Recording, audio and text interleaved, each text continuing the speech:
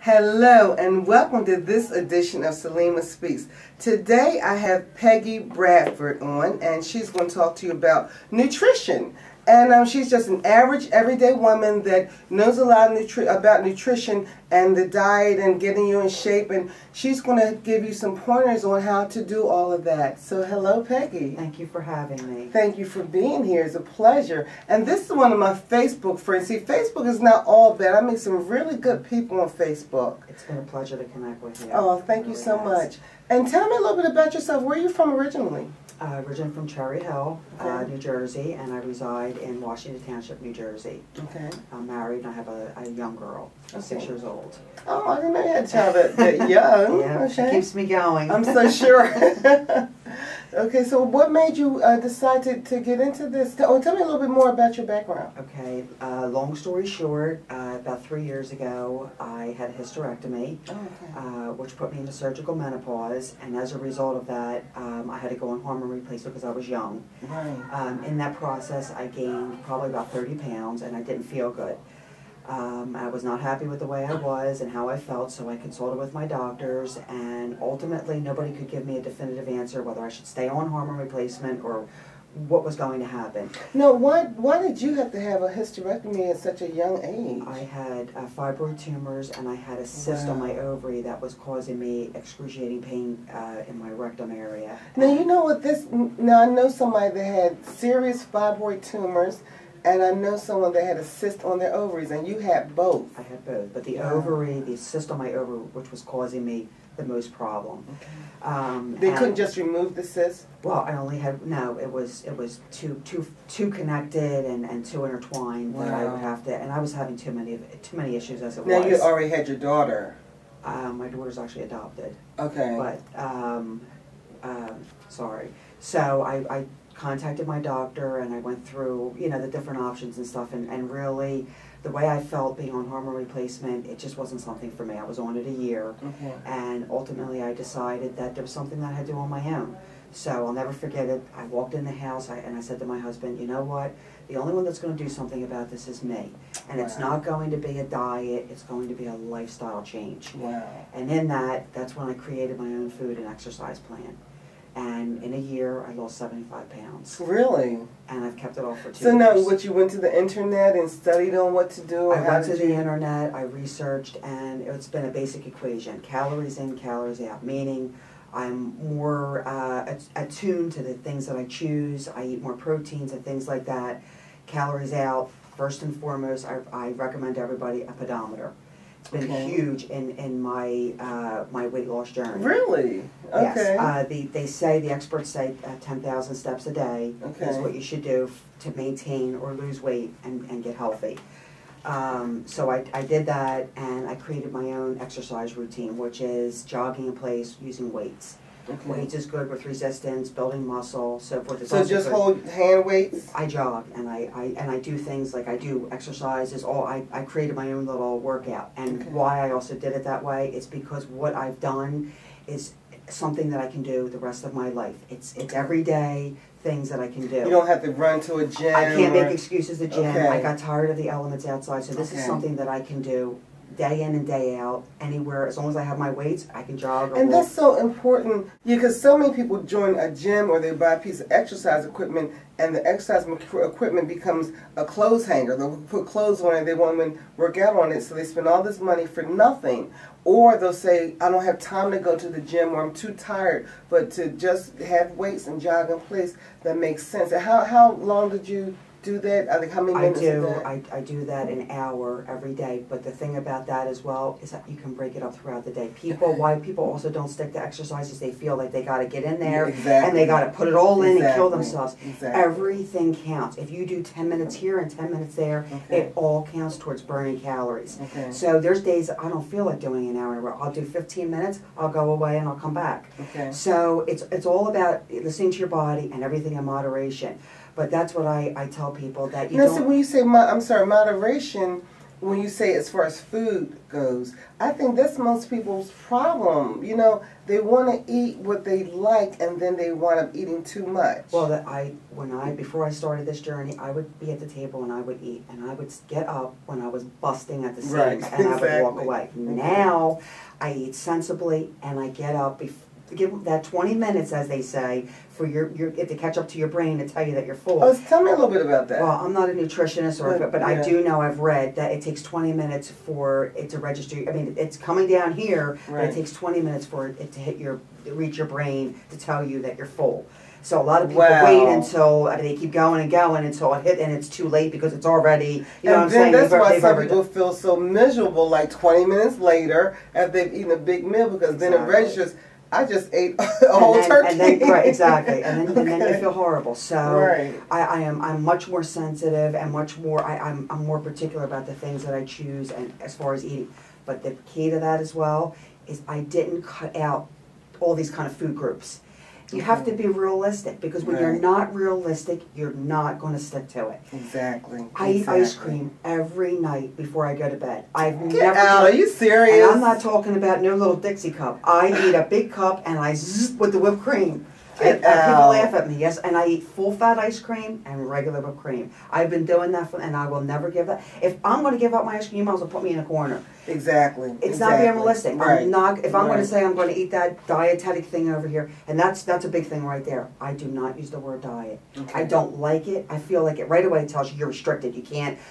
Lifestyle change. So what you're so you change the way you eat, but you still eat your snacks and your ice cream, but exercising. You know, I did find out, because I used to go to the gym. We used to work at Bally's, as a matter of fact, and when I was working out, because I have my weight goes up and down. It's higher now than it's ever been. It goes up and down. But I know over the last year I gained about 50 pounds. And I know that when I do exercise an hour a day, I can basically eat the way I want to eat, within moderation. Like, you can't become a glutton, but if you exercise an hour a day, I do find out that you can kind of eat what you want. And the thing about it is you don't have to kill yourself with that hour. There was a study that I read. Children, how they run, they do things like they'll play and they'll run for 10 minutes and they say they burn so many calories, because if you think about it, if you exercise for 10 minutes, you have all that energy. You're going to put your heart and soul in that. Right. If you're killing yourself for an hour, your heart and you can't always put on 10 minutes here, you give it your best shot, another 10 minutes there. You see what I'm saying? That makes sense. And it all counts the same. This is what people don't get. It all counts the same. But you know, so many people, if you listen to this person says this person says that, because I did talk to someone, and he was saying that you should exercise vigorously for a minute, and then for 5 minutes take your time, then vigorously another minute, and then, you know, so, and that worked for him. Then other people say exercise for 20 minutes nonstop, and then the last 10 minutes you take your time, you do it slower. So, but I think that you have to do what works for you. Well, everybody's body, everybody's body's different, but they do say that because that helps rev up your metabolism. Right. I mean, if you do those bursts or whatever, that burns more calories. There is a science to doing certain things. Right. And I can do those different things, but I opted, what I made for myself, I wanted to be able to follow the rest of my life. Exactly. And I do, and one thing that people also need to realize, and that was happening to me, prior to me doing this, I walked for 12 years, every day, 3 miles a day. But guess what happened? My body became immune to it. It was no longer working for me. You have to, they always say, health and fitness experts say you have to change it up. Do you know, I did that with swimming, because I'm an avid swimmer. I was swimming every day. Wow. Do you know I stopped losing weight, and I was so upset. And I just finished my lifeguard course, and I didn't take the test for it, but that's a different story. But I was working out, I was swimming every day. My body was getting somewhat toned, but I was not losing the weight. And that's what the instructor told me, that your body became immune to it because you're doing it every day. You have to, and I'm noticing myself now, I have to switch it up a little. Yeah, I mean, it does happen, and you have to, you know, switch it up a little bit and do different things. But it's important, just moving, and this is where the pedometer comes in. Stepping is important, moving is important, every step counts. It's a known, and it's been huge in my weight loss journey. But exercise doesn't have to be a death sentence. Right. It really doesn't. So many people think I have to work out. It doesn't have to be. And what also is good for me, because I'm in menopause, using weights, and I don't mean heavy weights, is very good for me for my bones. Because right now I have no estrogen in my system at all. I'm 46, and my bones are more susceptible to having osteoporosis and different things because I didn't realize how much estrogen plays in a woman's body. It's not only for your reproductive system and everything, it's your teeth, it's your hair, it's your bones. I never realized all that. It plays a huge part. So it's now you found out all this online? Once you start researching? Since I started this whole journey, I get all kinds of health magazines. I do a lot of reading, and yes, I've learned a lot from that. Again, I always tell people I am not a nutritionist, a dietitian. I'm an everyday woman that understands the struggles of weight loss. Wow. And in that, I ultimately had to make the decision, I'm going to do this on my own, and I needed to research it. I needed to find out, and that's what I did. And nobody can believe that I did this without any diet pills. I get told that all the time. You weren't on a structured diet, you didn't take diet pills. No, and it is possible. There's living proof of it, which I'll get into with my Steps to Good Health. It's possible. Okay. It really is, but you have to be realistic. Okay, well, we're going to take a little break here, and when we're going to come back, we're going to talk more about Peggy's plan to lose weight. Maybe she can help me. Hi, and welcome back. We were talking to Peggy Bradford about her weight loss plan, and we have one of her members here. And she's going to tell us more about the plan because you actually lost weight. Yes. And what is your name again? I'm sorry. My name's Christina Place. Christina Place. I belong to a group called Steps to Good Health, okay. in which Peggy Bradford is the founder of the page. Okay, that's the name of the group, Steps to Good Health. Right. Okay. I started reading.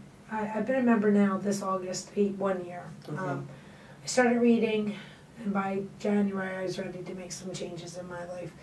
Were you severely overweight? Yeah, 53 pounds overweight. Wow. So, and how long did it take you to lose that weight? From January 3rd to probably, I'd say, about June 15th. Oh, that's not bad. Right. And I did it through basically the same thing as Peggy was stating, that, you know, everything in moderation, and diet and exercise. Well, not really diet. It's lifestyle change, as she stated. So you start walking for an hour a day, or working out? No, I have a disability that prohibits me from doing that much at any one time. Okay, so what did you do? Little intervals. Okay. Worked my way up. The most I can walk at any given time is 20 minutes. Okay. And that's on so a good that day. Worked for you, the shorter exercise time. Exactly. Okay. Exactly. It was learning to make realistic goals for myself, and when you accomplish those goals, you tend to want to continue on the good path. Right. So you don't feel as though you fail. Well, and so you actually stopped eating as much? You cut back on what you eat?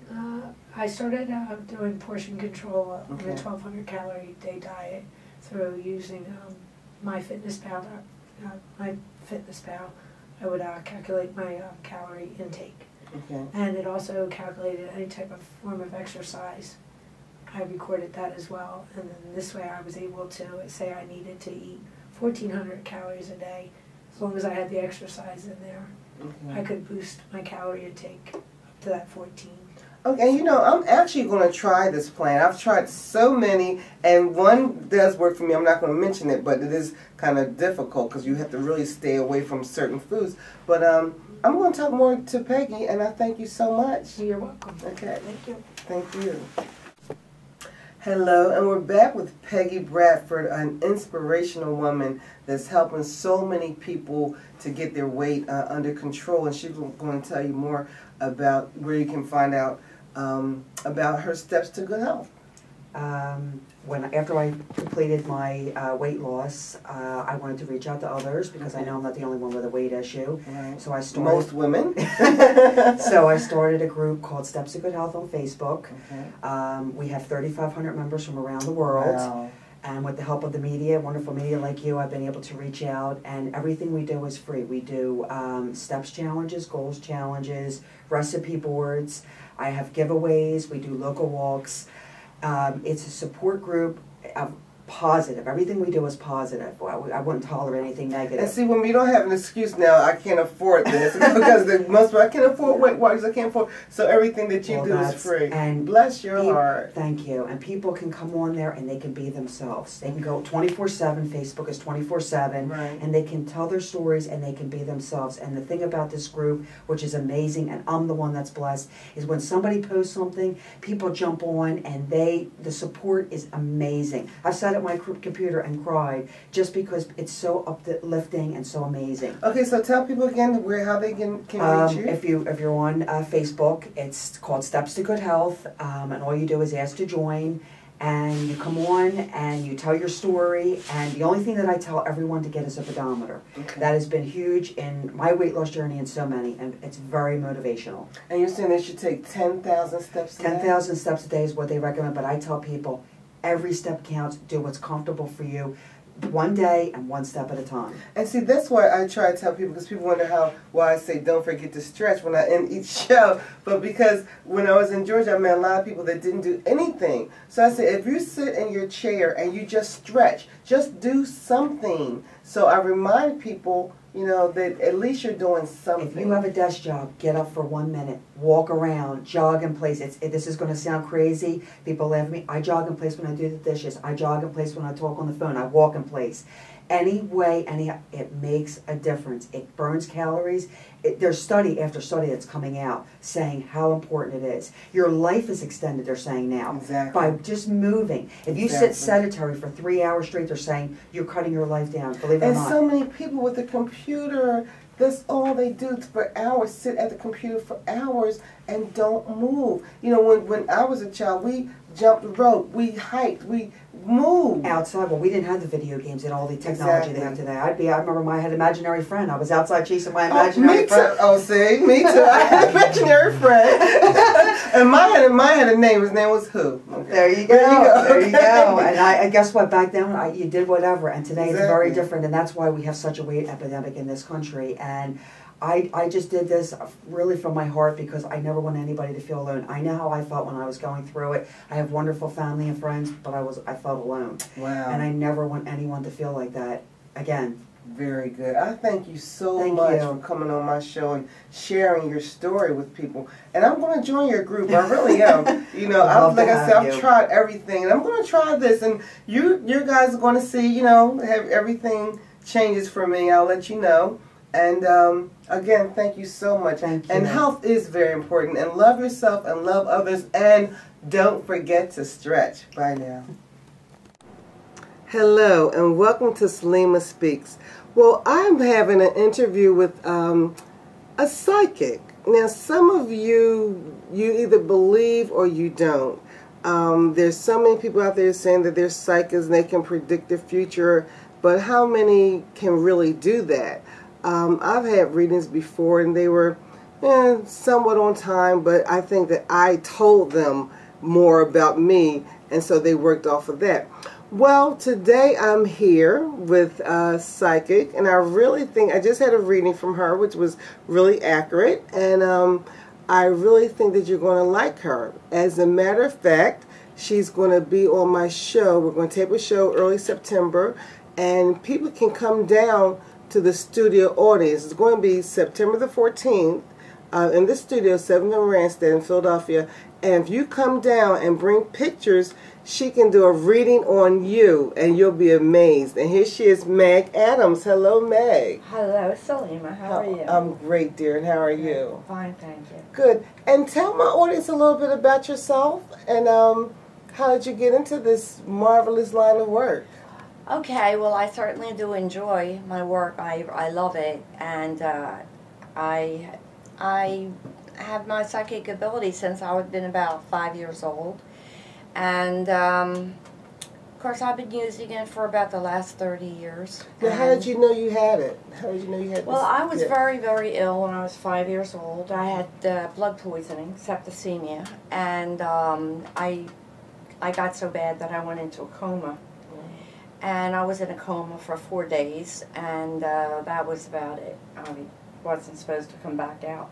And you remember that at 5 years old? Well, when I was in the coma, believe it or not, I didn't remember a thing. Okay. I didn't see anybody. I didn't talk to anybody. It was just completely black. But when I did wake up, they started giving me penicillin, and that brought my temperature down, and I came out of my coma. And I started seeing people in a different light. You know, I just started knowing things that... At 5 years old? 5 years old, Okay. yeah. But to me, at 5 years old, it didn't seem like anything different. Okay. Because I didn't know the difference. Right. I was too young, Right. you know? Until my mother would start saying to me, well, how did you know that? Or who told you that? And I would say, nobody. Oh, so you would know things I would see that... things before Really? we went places, before my mother would take me to a place. Mhm. I would get a vision of this place, and I would see the white picket fence, and I would see the house, or I would see the dance floor at a wedding, and all that, you know, Okay. and I could actually see this. Now, 5-year-old children don't know anything about dance floors and hardwood floors and what color they are and all, but I Right. did. Okay. And I could see that. And when I got there, it was exactly what I saw. And so, to me, it was nothing. I mean, that's the way things were. You know. So when did you start knowing that you could read other people? Well, I started going to psychics when I got older. Okay. And I wanted to know some things about things, but... and then I became friendly with one, and everyone I went to said to me, you should be doing this. Okay. Because you have the gift, you should be using it. Right. And I really didn't think I wanted to do it, you know? Yeah, I've heard that also about myself, but it's not something that I want to do. It's a little bit scary for me sometimes, you know? Right. Yeah. And I thought, well, that's how I felt too. Right. And I thought, no, I don't think I want to do it myself. Right. But anyway, I got talked into it. And Okay. this psychic who has passed away now, she was wonderful. And I asked her, would you teach me the cards? Looking at the cards and their face value doesn't really tell you anything. It's the gift that you have that you get the information in, like a channeler or a medium. So you read people from cards? I read cards and I read photographs. Okay. And you took my keys also, so if you hold somebody's keys, that's you can tell called something. psychometry. Okay. That's called psychometry. And yes, if a person's missing, and I would love to work with the police force. Really? I would love to do that. And I could hold a sneaker or a shoe, or I could hold a pair of pants. Okay. I could hold something that belongs to that person, and then I'll start getting a feeling about where they are, what's going on, or what happened. And you know, another thing I've wondered about psychics, can you see numbers? Like, can you see the lottery? Everybody asks that. You know. No, it's a funny thing because my psychic ability does not work for me. Okay. It so works you can't for see what's everybody happening else. in your life. And I wonder about that I mean, too. I do read my own cards, but I can't be as objective Right. as I would be with you, Okay. or someone else would be with me. Really? So now, why is that, do you think? Because if I'm reading the cards, I might want to see them the way I want to see them, Oh, okay. rather than the way they are. They are, exactly. So my psychic ability isn't really for me. The gift is not for me. Okay. It's for everyone else. Right. And I like it that way. I mean, because I love to do it. I really do. And you know what's so amazing is that everybody's different. And it's like snowflakes. Right. They're all different sizes and shapes. Well, everybody's life is different. Now, do you tell people even like the bad things? If you see something, you see someone's going to die in a week, do you tell them that? I ask them if they want me to tell them everything. Okay. Have you ever had to tell somebody something like that? Oh, yes. Really? Oh, yes. Many, many times. So you can see when yes. somebody may be Oh, yes. dying or very sick or something? My very dear girlfriend, I told her a year before her mother died that I said, Mama is only going to be here for another year. Really? And I said it's going to be around May. Okay. And then one day I was reading my own cards and I saw my girlfriend in my cards. And I saw the date of her mother's death. Wow. So I called my girlfriend on the phone. Her name is Joy. And I said, Joy, do you want to know the date that Mama's going to die? And she said, yes. And I told her. And 8 o'clock that morning I got a phone call.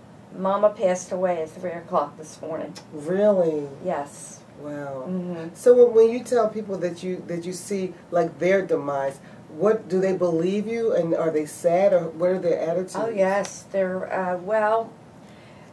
A lot of them kind of know because they know the person's ill or something before that. Right.